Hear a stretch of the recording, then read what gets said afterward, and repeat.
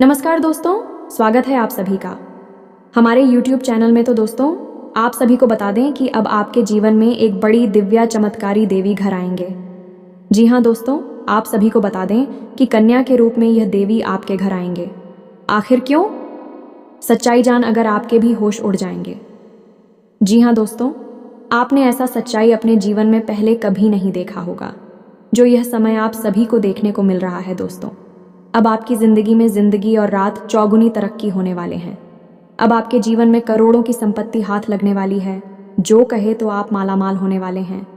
आपके के ऊपर अपना विश्वास को कायम रखकर भगवान को अपने अपने ओर खींच लिया है, और भगवान आपको यह आशीर्वाद देते हुए आपके घर में भी पधारने को तैयार हो चुकी है। अब आपके घर यह देवी कन्या के रूप में आएगी। और ये क्यों आएगी, इसके बारे में हम इस वीडियो में जानकारी दिए हैं, तो इसे ज़रूर देखिएगा। थोड़ा सा भी मिस किया तो आपने अपना ज़िंदगी का वह पल मिस कर दिया जो आपको जाना बहुत ही ज़रूरी है। दोस्तों, क्या आपको ऐसा लगता है कि यह सब हकीकत होगा? लेकिन दोस्तों, हम आप सभी को बता दें कि यह ऐसा चमत्कार हकीकत व ख़ास इंसान के साथ ही होता है जो भगवान का प्रिय होते हैं। उनके साथ ऐसा चमत्कारी घटना होती है, लेकिन उन्हें पता नहीं चल पाता है। उनका संकेत मिलते हैं, उनके घर में बहुत ही वृद्धि होना शुरू हो जाता है। लेकिन हम आप सभी को बता दें कि आप सभी को आखिर पता कैसे लगेगा कि आपके घर में कन्या के रूप में देवी आएंगे। तो दोस्तों, हम आप सभी को बता दें कि यह एक कन्या का पर पढ़ते ही यदि आपके घर में कोई ऐसी एक खुशखबरी आ गई जिससे आपको खुशी मिलती है, समझाइए आपके घर में देवी पधार चुकी है। उसके बाद आपके तो एक एक चाय पूरी होती जाएंगे, एक ही खुशियां आपके जीवन में आती रहेंगे। हमारी बातों को मजाक में मत लेना, अन्यथा आपका ही नुकसान होगा, हमारा तो कुछ नहीं जाएगा। जी हाँ दोस्तों, क्योंकि जो भगवान के ऊपर विश्वास रखते हैं, भगवान स्वयं उसकी मदद करते हैं, स्वयं उसकी रक्षा करते हैं। और जो भगवान का अनादर करते, उसका जीवन नर्क बन जाता है, क्योंकि उनका कोई भी कार्य ही नहीं बनेगा, उनका कोई काम सफल नहीं होगा, उनको अपने जीवन में जीने का मन नहीं करेगा, तो उसकी जिंदगी नरक ही लगेगा। इसीलिए दोस्तों, आप सभी से हम रिक्वेस्ट करते हैं कि भगवान का अंदर कभी ना करें, और उनके प्रति जो आपके मन में विश्वास है उनको हमेशा कायम रखें। देखिए आपकी हर एक इच्छा कैसे पूरी होती है। आज हम आपको बताएंगे 5 ऐसे बड़े संकेतक जिनको जानने के बाद आपको यह पता चल जाएगा कि भगवान आपकी भक्ति से प्रसन्न है या फिर आपकी भगवान ने हर 1 करोड़ पुकार को सुन लिया है। हर एक इंसान इस संसार में किसी न किसी रूप में भगवान की पूजा तो करता ही है, और उसके मन में कहीं न कहीं यह एक बात अवश्य ही लगी रहती है कि क्या उसकी पूजा भगवान स्वीकार कर रही हैं? क्या उसके द्वारा की गई भक्ति भगवान को प्रसन्न कर पाने में सख्त? कहीं ऐसा तो नहीं कि भगवान उसकी भक्ति से प्रसन्न ही नहीं हो रहे हैं, उसकी हर एक पूजा पाठ और मेहनत व्यर्थ चली जा रही है। और इससे भी बड़ी बात दोस्तों, क्योंकि कहीं भक्ति में किसी प्रकार की कोई कमी तो नहीं रह गई है। यदि रह गई है तो उसे कैसे पूरा किया जाएगा? यह दोस्तों आप लोगों के मन में घूमते रहते हैं, तो आज हम आपके इन्हीं सब प्रश्नों के जवाब देने जा रहे हैं। तो आज हम जो संगीत आपको बताएंगे, यह संकेत पूरी तरह से शास्त्रों से लिए गए हैं, वैदिक परंपरा पर आधारित है। प्राचीन काल में हमारे ऋषि मुनियों ने कई प्रकार की साधनाएं, खोजबीन, शोध और अध्ययन के बाद कई प्रकार की विशेष जानकारियां अलग अलग ग्रंथों में लिखकर हमारे सामने प्रस्तुत करती हैं। अब ज़रूरत है हम उन ग्रंथों को पढ़ें और जीवन उपयोगी जानकारी को बाहर निकालें। लेकिन दोस्त, हर एक इंसान के बस की बात यह नहीं है, क्योंकि यह एक बहुत कठिन कार्य है। इस कार्य में लग जाता है तो ऐसे में हम आपकी मदद करने के लिए तैयार हैं। हम और हमारी पूरी टीम इस प्रकार की जानकारी को हर वक्त खोजते रहते हैं, निकालते रहते हैं, और आपके लिए हम वीडियो के रूप में इस प्रकार की जानकारी लाते रहते हैं। तो अब ऐसे में आप इन संकेतों को अच्छी तरह से देखें, समझें, और उसके बाद हमें कमेंट करके बताएं कि आपको इनमें से कौन से संकेत अब तक प्राप्त हो चुके हैं। हम आपको बता दें कि इन 5 में से यदि 3 संकेत भी आपको प्राप्त हो चुके हैं तो आप प्रसन्न हो जाएं, और यदि आपको 1 या 2 संगीत ही प्राप्त हो रहे हैं तो अभी आप हो, लंबा सफ़र तय करना है। कुछ विधियां हम आपको बताएंगे, कुछ विशेष तरीके बताएं कि जिनसे आप जल्द से जल्द भगवान को प्रसन्न कर पाएंगे। और इन सबसे ज़्यादा महत्वपूर्ण दोस्तों कि यदि 5 संगीत आप मिल चुके हैं तो अब आपको प्राप्त होने वाली है। कुछ विशेष दिव्य शक्तियाँ कौन सी है? बुद्धू शक्तियाँ, जो भगवान आपको अपनी भक्ति के उपहार स्वरूप देने वाले, या फिर आपको वह मिल भी चुकी होंगी लेकिन आप उनके बारे में अभी तक कोई एहसास नहीं है। उन दिव्य शक्तियों के बारे में भी हम आपको सारी बातें बताएंगे, तो वीडियो भी हद ही रोचक है। और आपको यह वीडियो पूरी तरह से देखना है। यदि आपने इस वीडियो को मिस कर दिया दोस्तों, तो हम इस बात की गारंटी देते हैं कि आप एक बेहद ही बहुमूल्य ज्ञान से वंचित हो जाएंगे, तो ऐसी गलती बिल्कुल भी ना करें। दोस्तों, हमने बड़ी ही मेहनत के बाद इस वीडियो का संकलन आपके लिए तैयार किया है। हम आपके लिए थाली परोस कर ले आए हैं। अब ज़रूरत है आपको भोजन ग्रहण करने की, यानी कि ज्ञान रूपी भोजन को अपने मन मस्तिष्क में ग्रहण कर लेने की। जी हाँ दोस्तों, यदि आप भोजन को ग्रहण कर लेंगे तो हम मान लेंगे कि हमारी मेहनत सफल हो चुकी है, हमारा प्रयास सफल हो चुका है। इसी के साथ साथ दोस्तों, हम ये भी मान लेंगे कि माई के लिए हमारी भक्ति भी सफल हो चुकी है, क्योंकि अगर हम किसी भी इंसान के जीवन में लेस मात्र भी परिवर्तन लाने में सक्षम होती है, तभी तो हमारी भक्ति सफल मानी जाएगी। कभी भी भक्ति स्वयं के लिए नहीं होती, कभी भी ईश्वर की कृपा स्वयं के लिए नहीं होती, जनहित के लिए होती है। तो यदि हम आपके जीवन में कोई परिवर्तन ही ना ला पाए, आपके जीवन में कोई बड़ा बदलाव ही ना ला पाए, तो हमारी भक्ति निष्फल हो जाएगी, किसी कार्य की नहीं रहेगी। दोस्तों, यकीन मानिए, हम अपने हृदय की गहराइयों से आपसे कहते हैं कि जो भी कार्य, जो भी जानकारी हम आपको दे रहे हैं, डिस्टर्ब उचित माई की भक्ति के द्वारा प्राप्त अनुभूतियों के आधार पर और उन्हीं की और आशीर्वाद के आधार पर हम आपको बताते हैं। बिना माई की अति के इस दास की तो इतनी भी हैसियत नहीं कि वह 2 शब्द बोल सके। बिना शक्ति के तो शिव भी सबके समान होते हैं, और हम जैसे तुच्छ दास की तो हैसियत ही क्या है। तो आप बस हमारे भाव को ग्रहण करिए और हर एक बात को समझने की कोशिश करिए। तो चलिए आज के इस ज्ञानवर्धक वीडियो को शुरू करते हैं। लेकिन इससे पहले आपसे हमारा हृदय से निवेदन है कि कमेंट में पूरे भक्ति भाव के साथ हैं, जय मां काली कृपा करो, अवश्य लिखना, 1 बार नहीं 3 बार लिखना है। वीडियो शुरू करने से पहले हम आप सभी से एक महत्वपूर्ण बात करना चाहते हैं कि हम आप सभी के लिए अच्छे से जानकारी के लिए दिन रात मेहनत करते हैं। बहुत छानबीन करने की बात, आप सभी के लिए हम बहुत अच्छे जानकारियाँ लेकर आते हैं, जो कि आप सभी के जीवन के लिए बहुत ही ज़रूरी होता है। और दोस्तों, इन सभी के लिए हम आपसे कुछ नहीं चाहते हैं, बस हम इतना चाहते कि आप हमारे चैनल को सब्सक्राइब कर लें और हमारे चैनल से जुड़ जाएं, जिनमें आपको 1 रुपया भी नहीं लगेगा। बस इतना हमारा आप सभी से हाथ छोड़कर प्रार्थना है, निवेदन है। तो हमारा भावना को ज़रूर समझिएगा और हमारे चैनल को सब्सक्राइब कीजिएगा।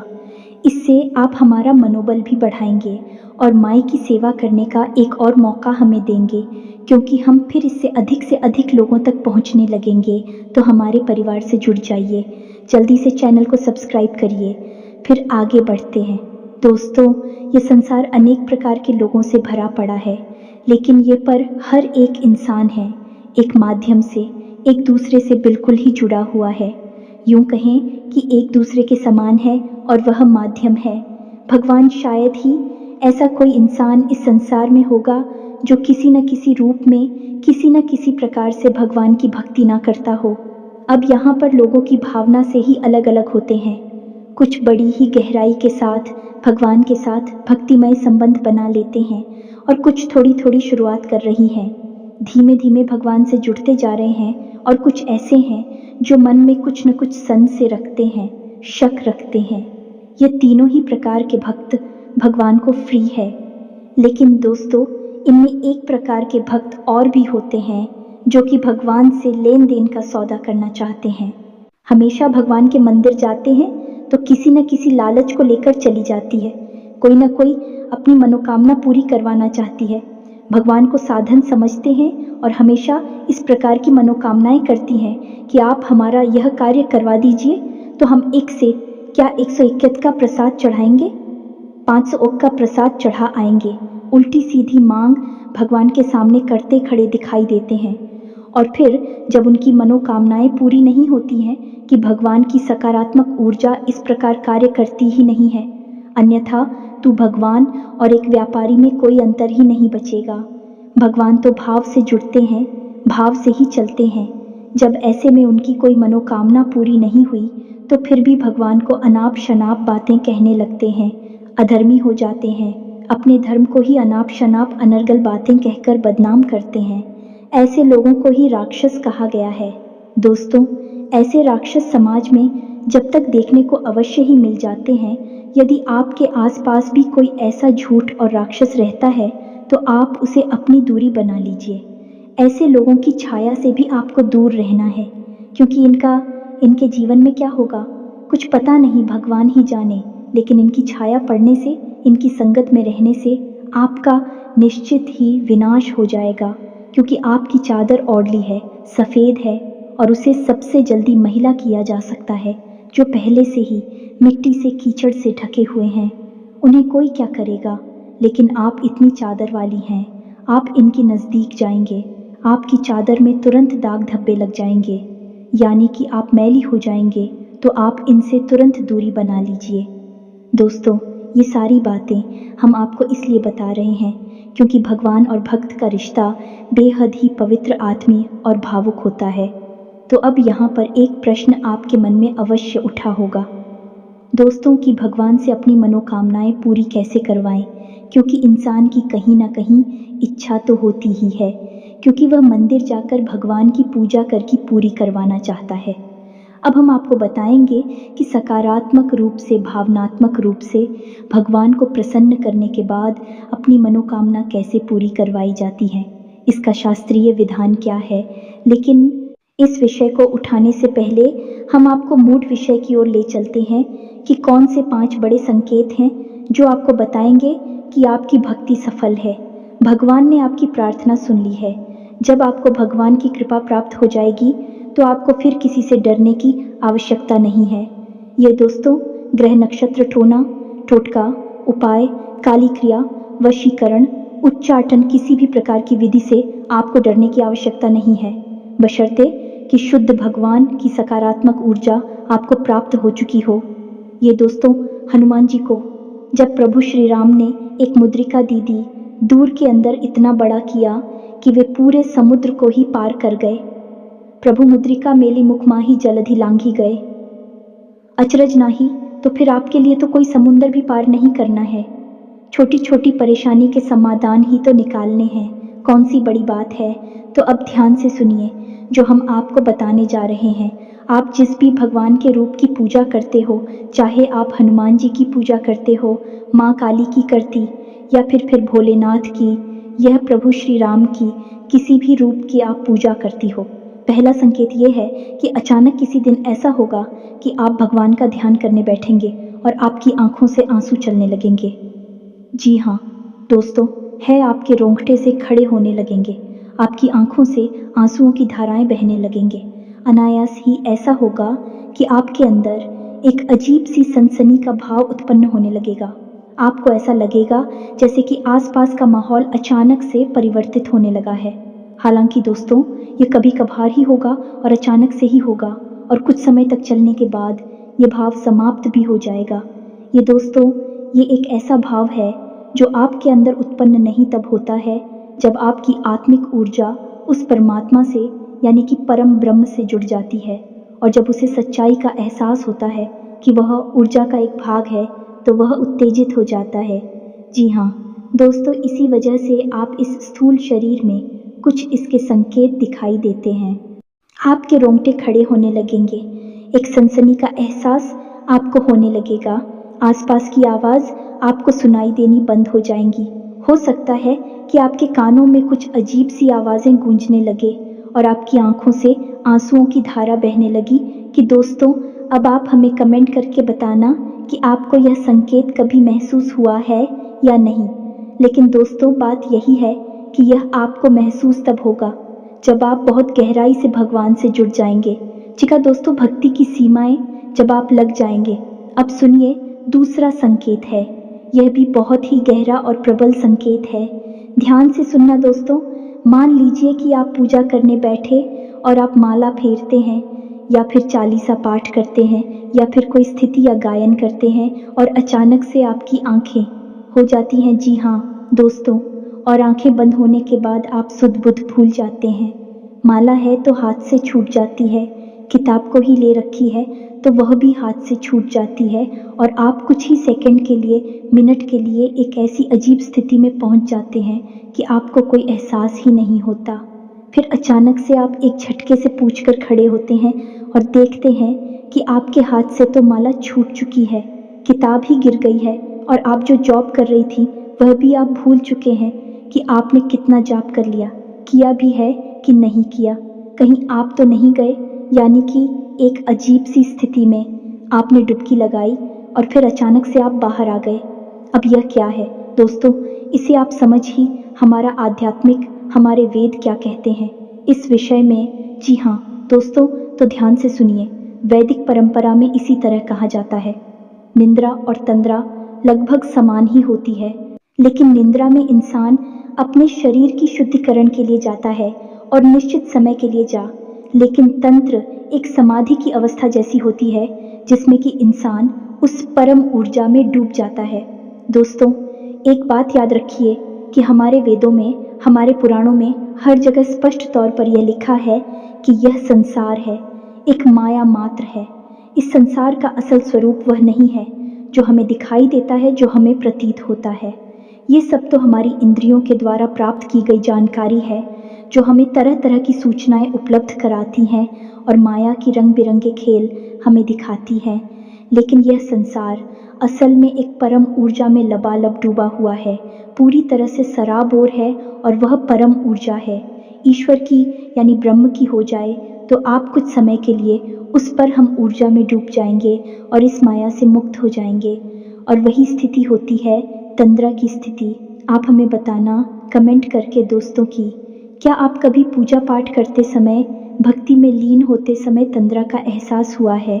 अब एक अजीब बात दोस्तों, हम आपको बताएं कि कई महान संतों ने, साधकों ने तंद्रा की इस भाव को इतनी गहराई तक ग्रहण कर लिया कि भी कई घंटों तक और कई दिनों तक इसी भाव में डूबे रहे।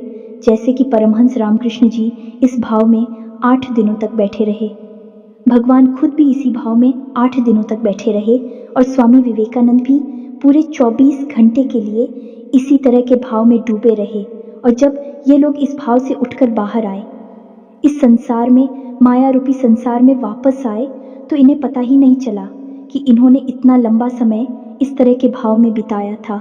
लेकिन उस समय इन्हें ईश्वर से आकर्षण और परम जुड़ाव का एहसास पता चल गया। आपके साथ ये हुआ है कि नहीं, हमें बताना, भले ही कुछ मिनट 10 सेकंड के लिए ही क्यों ना हुआ है, लेकिन ये तो परम एहसास है दोस्तों। आप जरा सा भी हो गया है तो कल पड़ेगा और आप उस परम ऊर्जा में विलीन होने के लिए तैयार हैं। ये मानकर चलिए, तो आप हमें बताना आपके साथ हुआ है, कब हुआ है, कितनी बार हुआ है, सब कुछ बताना दोस्तों, हमें बड़ी उत्सुकता रहेगी। अब बात करती हैं तीसरे संगीत की दोस्तों। इस संगीत का नाम है स्थित प्रज्ञ दोस्तों। मैं अब इसे आप समझिए, गहराई से जब आप भगवान से जुड़ चुके हैं, आपकी आस्था बहुत गहरी है, मन में बहुत गहरी भाव और विश्वास है ईश्वर के लिए। तो अब आपकी मनोदशा दोस्तों, अब आपके जीवन में क्या चल रहा है, किस स्थान है, उठापटक है, जीवन में भाग दौड़ है, कुछ बन गया, कुछ बिगड़ गया, सब आपके आसपास होता रहेगा, लेकिन आपके ऊपर इसका ज़्यादा प्रभाव नहीं होगा। यह दोस्त यानी कहने का मतलब यह है कि परेशानियों से आप विचलित नहीं होंगे, आपको क्रोध नहीं आएगा, और आएगा भी तो आप बड़ी जल्दी संभाल लेंगे। और सबसे बड़ी बात दोस्तों, आपके अंदर ही खड़ी डरता का भाव उत्पन्न हो जाएगा। आपके चेहरे पर एक मुस्कुराहट रहने लगे कि आप निर्भीक हो जाएंगे। फिर आपको ऐसा लगने लगेगा कि चलो देखते हैं, जो भी होगा देखा जाएगा। यानी कि ऐसा भाव उत्पन्न होगा जो कि आपको लीडर बना देगा और यह भाव इसीलिए उत्पन्न होगा क्योंकि आपकी अंतरात्मा यह बात समझ चुकी है कि जो भी सुख और दुख आपको मिलेगी बल्कि इस संसार के लिए है, इस शरीर मात्र को मिलेंगे। आपकी आत्मा को कोई नहीं कर सकता, कोई सुखी नहीं कर सकता। वह तो परम है और उस पर हम पूजा के लिए ही बनी है, उसी से निकली है, उसी में लिप्त हो जाएगी, उसी में समाहित हो जाएंगी। यह भाव आपके अंदर उत्पन्न हो जाएगा। अब आपको स्पष्ट तौर पर भले ही पता न चले, लेकिन आपको यह संकेत मिलेंगे। ऐसा भाव रहेगा कि आप निडर हो जाएंगे, आप आए नहीं लगेगा, आपको किसी भी बात से डर नहीं लगेगा। चिंता, थकान, तनाव कुछ भी आपको परेशान नहीं कर पाएगा, यानी कि आप स्थित प्रज्ञ बन जाएंगे। यानी आप केवल देखेंगे जो आपके आसपास हो रहा है, आपके जीवन में हो रहा है, आपकी दृष्टा मात्र बन जाएंगे। फिर आपका उससे कोई लेना देना नहीं है। हालांकि आप काम सब करेंगे, अपने जीवन को जिएंगे, हर एक घटना में आप पूरी तरह से शामिल रहेंगे, लेकिन उसका प्रभाव आपके ऊपर नहीं रहेगा। इसी स्थिति को कहते हैं स्थित प्रज्ञ हो जाना, या यूं कहें कि दृष्टा का भाव उत्पन्न हो जाना। अब बात करती है चौथी संगीत कि इस चौधरी संगीत में आपको कई बार एहसास भी कराया है, लेकिन आपको पता नहीं चल पाया है। ये दोस्तों, जैसे कि आपने कुछ सोचा, आपने सोचा कि इस इंसान से आज मिल लेते तो अच्छा होता, लेकिन वह इंसान आपसे मिल नहीं पा रहा है। लेकिन अचानक ही आप दिखते हैं तो वह इंसान आपके सामने आ जाता है। यानी कि कोई ऐसी बात जो आपके मन को परेशान कर रही है और आप चाहते हैं कि वह हो जाए, वह घटना घटित हो जाए, लेकिन फिलहाल में घटित होने वाली नहीं थी। अचानक ही क्या है कि वह घटना घटित हो जाती है और उसमें आपका लाभ है। या दोस्तों, ऐसी स्थिति तब बनती है जब आप भगवान की ऊर्जा से जुड़ जाती हैं, भगवान आपसे प्रसन्न हो जाती हैं। अब ऐसे में यह होगा कि आप जो सोचेंगे भी, घटनाएं भी करने लगेंगे, जो आप चाहेंगे वह घटना आपके हित में घटने लगेगी। लेकिन दोस्तों, यहाँ पर समस्या एक दोस्त और बड़ी समस्या ये है कि यदि आप नकारात्मक बातें सोचेंगे तो वह भी घट जाया करेंगे। ये दोस्तों, जैसे कि आपने सोचा कि थोड़ा संभल कर चलते हैं, कहीं गिर ना जाए, तो आप देखेंगे कि अचानक गिरी रहे हैं। कई बार ऐसा होता है। हम आपको बताएं, हमारे जाने वाली एक मित्र हैं, उनके अंदर भी यह भाव उत्पन्न हो चुका था, तो उन्होंने एक बार एक अच्छी अंगूठी कहीं से प्राप्त, यानी किसी ने उनको दिया, उन्होंने बनवाई है, हमको नहीं पता, लेकिन उन्होंने हमको बताया कि यह अंगूठी उन्हें मिली तो उन्होंने उसे पहन लिया। फिर उनके मन में अचानक ये ख्याल आया कि कहीं ऐसा ना हो कि इसमें लगा हुआ रत्न गिर जाए। या दोस्तों, और यही हुआ। कुछ दिनों के बाद ऐसा हुआ कि उनकी अंगूठी से वह घटना अचानक गिर गया। कहीं ऐसा गिरा कि उन्हें फिर मिला ही नहीं। तो यह आपके साथ भी होगा। यदि हो रहा है तो आप हमें कमेंट करके बताना। यह स्थिति थोड़ी सी नकारात्मक भी है, आपके विपक्ष में भी कार्य कर सकती है, क्योंकि अब ऐसे में आपको बड़े ही संभल कर रहना होगा। हर एक बात को सकारात्मक तरीके से सोचना होगा। सकारात्मक बातें ही बोल रही होंगी, क्योंकि आपके द्वारा बोली गई बातें, सोची गई बात सच होने लगेगी। अब हर बार चाहे भले ही ऐसा ना हो, लेकिन 10 में से 5 बातें ऐसी होगी जो सत्य साबित हो जाएगी। ये दोस्तों, तो यदि आपके साथ ऐसा हो रहा है तो आप हमें कमेंट करके बताना और थोड़ा संभल कर रहना। ऐसे में बस आपको चाहिए कि आप ज़्यादा से ज़्यादा सकारात्मक रहे। हर बात को सकारात्मक तौर पर ही सोचें। अच्छी बातें सोचें, गलत बातें आप सोचे ही ना, मुंह से गलत बात निकाले ही ना। दोस्तों, सबसे महत्वपूर्ण 5वां संकेत, जो कि सबसे महत्वपूर्ण है, और आपके जीवन में यह घटना घटी है कि नहीं घटी है, आप हमें बताना। हमें भी इस बात को जानने की बहुत अधिक उत्सुकता है। तो अब ध्यान से सुनिए। 5वां संकेत यह है कि मान लीजिए कि आप अपने जीवन में किसी विशेष विषम परिस्थिति में फंस गए।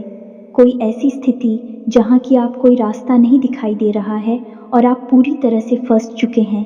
कोई परेशानी है, कोई दिक्कत है, कोई बात है ऐसी जो आपको लगातार परेशान कर रही है। तो आप भगवान से विनती करते हैं कि हे भगवान, हमें इस परेशानी से बाहर निकालिए। कुछ भी करके, कैसे भी करके हमें इससे बाहर निकालिए। फिर कुछ अजीब सा होगा आपके जीवन में, यानी कि जो इंसान आपको समस्याएं दे रहा था, वित्त कर रहा था, उस इंसान का आपके ऊपर से ध्यान हट जाएगा, वह अपनी ही जिंदगी में व्यस्त हो जाएगा। आपको परेशान करना तो दूर, आपके बारे में सोचना भी भूल जाएगा। या फिर ऐसा होगा दोस्तों कि कोई एक इंसान, अनजान इंसान, जिसको आप जानती पहचानती भी नहीं है, वह इंसान आपकी मदद करने के लिए तैयार हो जाएगा और आपको आपकी समस्या से पूरी तरह से बाहर निकाल कर ही दम लेगा। हमारे जीवन की खुद की ऐसी भी कई उदाहरण हैं कि हम जीवन में कहीं पर बुरी तरह से फंस गए तो कभी कभी ऐसे इंसानों ने मदद की, और थोड़ी बहुत नहीं दोस्तों, बहुत अधिक मदद की थी, जिनको हम जानते तक नहीं थे, पहले जीवन में कभी मिले तक नहीं थे। उन्हें आप भगवान का भेजा हुआ दूत कह सकते हैं, मददगार कह सकते हैं, और इस बात की तो केवल माई है और कोई नहीं, बस उसे ही पालनहार है, रक्षण करती हैं। इसी के साथ साथ दोस्तों कभी कभी तो और भी आश्चर्यजनक घटना घटेगी कि आपके शत्रु आपकी मददगार बन जाएंगे। जी हाँ दोस्तों, अनजाने में ही सही, लेकिन भी आपकी मदद करेंगे। आपको भरोसा ही नहीं होगा कि यह इंसान ऐसा क्यों कर रहा है, लेकिन वह आपकी मदद करेगा, आपको मुसीबत से बाहर निकालेगा। सब कुछ भगवान के द्वारा संचालित है। इस संसार में उस पर हम जैसी ही पूरा ब्रह्मांड चल रहा है, तो किसी की बुद्धि का फेर कर देना कौन सी बड़ी बातें, एक चुटकी बजाते ही नहीं जैसी। और भगवान के लिए तो छुटकी भी ना बजाएं, तब भी ये संभव है। दोस्तों को तो ये तो थी 5 संकेत जो हमने आपको बताए। अब कुछ छोटे छोटे संकेतों और भी मिलेंगे दोस्तों, जैसे अचानक ही दिन में किसी भी समय आप सुर मंदिर की घंटियां सुनाई दे सकती हैं। कोई भजन भगवान का नाम आपको सुमिरन करता हुआ सुनाई दे सकता है। या फिर आपके दिन में अचानक किसी भी वक्त रोंगटे से खड़ी होने लगेंगे, या दोस्तों अचानक ही आप प्रभु के नाम का स्मरण करने लगेगी, कोई भजन गाने लगी, अचानक ही आप एक धुनी सी रमाने लगेंगे। किसी भी वक्त दोस्तों आपने दिन देखेंगे ना रात देखेंगे, कभी भी आपके अंदर रोज आग जाएगी। जी हाँ दोस्तों, फिर भी आप अनायास अचानक ही भगवान के मंदिर पहुंच जाएंगे। तो ये भी छोटे छोटे से संकेत हैं, इनसे भी भगवान आपकी बात सुन रहे हैं, आपकी भक्ति से प्रसन्न है, ये जाहिर होने लगता है। अब आप हमें बताना कि आपको कौन कौन से सन के दिन में मिले हैं। तो अब बात करती है दोस्तों है कि भगवान को प्रसन्न कैसे किया जाता है। जी हाँ दोस्तों, यदि आपको कम संकेत मिल रहे हैं, ये कोई संगीत मिला ही नहीं है, तो ऐसा नहीं है कि भगवान आपसे रुष्ट हैं, बस आपसे उनकी ऊर्जा जुड़ नहीं पाई। दोस्तों तो आपको क्या करना है दोस्तों, कभी भी भगवान के मंदिर में जाकर ये बात बोलिए, आप हमारा ये काम करवा दीजिए, हमारी नौकरी लगवा देंगे, तो हम आपको RS 500 का, 1000 रुपए का, या फिर ये करवाएंगे, वह करवाएंगे, घंटा करवाएंगे, छत्र चलाएंगे। ये सब मत बोलिए दोस्तों, ये सब भूलकर आप अपना ही मान मर्दन कर रहे हैं।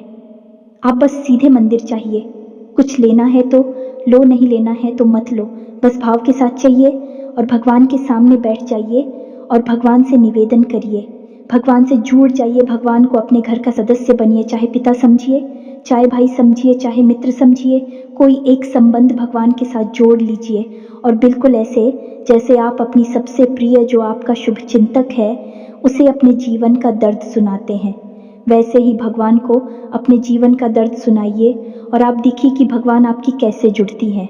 दोस्तों याद है ना आपको सुदामा का चरित्र, सुदामा ने कौन सा प्रसाद चढ़ाया था भगवान को, सुदामा ने कौन सी अगरबत्ती लगाई थी, कौन सा हवन किया था, कुछ भी नहीं दोस्तों। रामा का भाव कृष्ण से जुड़ा हुआ था और कृष्ण सुदामा के लिए दौड़े चले आएंगे, पैर भाग के चले आए राजमहल में और सुदामा के लिए दरवाजे तक आए और अपने शुरू से सुदामा की चरण कमल को धोया। दोस्तों आप समझ गए, भगवान भाव के भूखे हैं, हम उन्हें कुछ दे ही नहीं सकते हैं, हमारी हैसियत ही नहीं, औकात ही नहीं कि हम उन्हें कुछ दे सकें। हम केवल उन्हें एक चीज़ दे सकती हैं, वह है हमारा शुद्ध भाव। या दोस्तों अब आप प्रसाद लेकर जाते हैं तो वह तो एक परंपरा है, आप अपने भाव को मजबूत करने के लिए प्रसाद ले जाइए, धूप जलाइए, दीप जलाइए, जो मन है वह करें, लेकिन पूजा बिल्कुल एक मुर्दा शरीर के समान होती है। आपको भाव जगाना पड़ेगा। जब भी आप तकलीफ में हो भगवान को कहिए, भगवान अब आप ही देख लेना, कोई कार्य कठिन आ जाता है, भगवान अब आप ही देख लेना, हम तो बस लगे हैं, काम कर रहे हैं।